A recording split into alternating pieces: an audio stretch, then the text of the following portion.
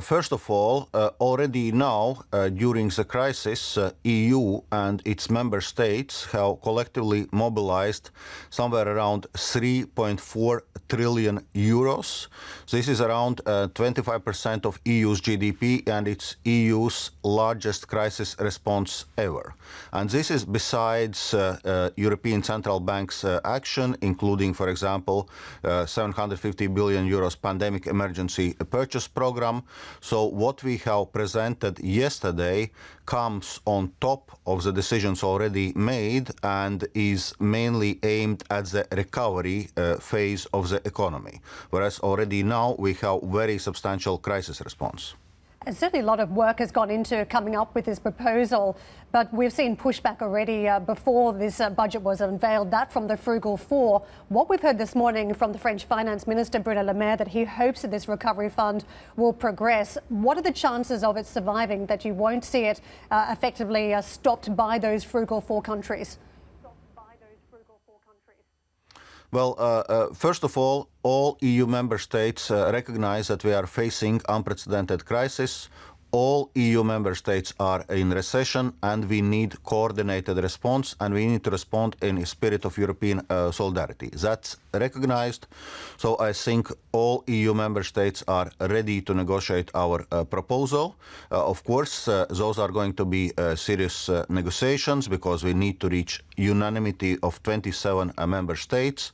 But I think the Commission's proposal provides a good basis for that.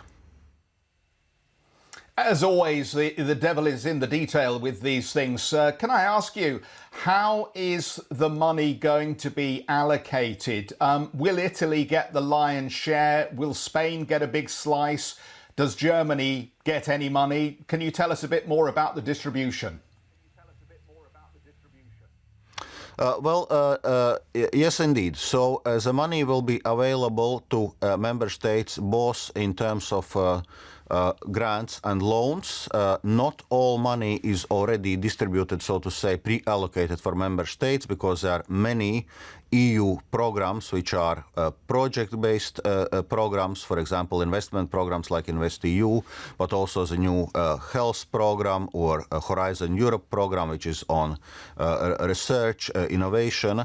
So there are a number of programs which are not, so to say, allocated already by member states, but there are programs which are allocated, for example, Recovery and Resilience Facility, or the top-up which we are proposing to cohesion policy, so-called React-EU program.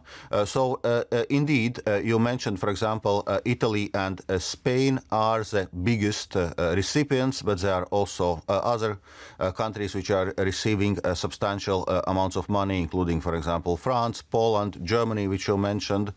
But I would say no country is left behind in this proposal. So what we are concentrating is on member states' ability to react to the crisis, whether it's due to the higher debt levels, if ability is restricted, or due to the overall lower level of economic development and incomes in member states. So all those factors are taken into account. So the money is focused indeed on countries which need it most, but no country is left behind.